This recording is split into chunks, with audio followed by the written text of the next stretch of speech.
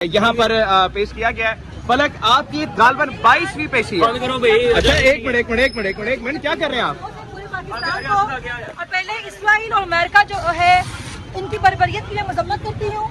पहले America letter भेज के साइफर भेज के रजीम चेंज करवाता था और अब जो अमेरिका है वो खुलेआम बदमाशी के साथ रजीम चेंज करवा रहा है।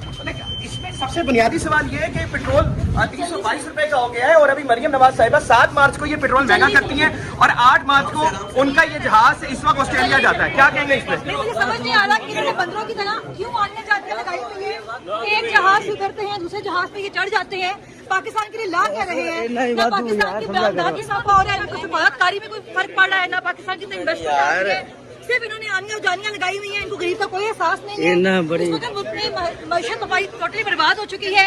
हमारी महंगाई बहुत बढ़ चुकी है, बेरोजगारी बढ़ चुकी है और ये सिर्फ तमाशे कर रहे हैं। जब आप तजर्बाकार नायकों को मुल्क में मसलत करते हैं तब यही हाल होता है मुल्क का। आपके ख्याल में इस वक्त मुल्क की जो मईशत है ये बुजदार साहब के साथ थोड़ी अच्छी है? और यहाँ पे लोग सिर्फ इमरान खान के खौफ में मुब्तला है। मुल्क के लिए आप हाथ ना पकड़े, ठीक है आपसे अपने फायदे के लिए बैठे हुए हैं। इस वक्त पलक जवेद साहबा को जिला कचहरी लाश किया जा रहा है। ये आप हमारी क्यों पकड़ेंगे? कौन से अलाउ नहीं है? ये आप क्या कर रहे हैं? आप महारत बलोच हो, डॉक्टर यास्मीन राशिद हो, ईमान मिजारी हो, सनम जवेद खान हो, ये मैं हूँ।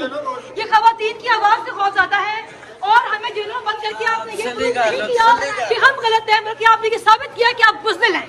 आप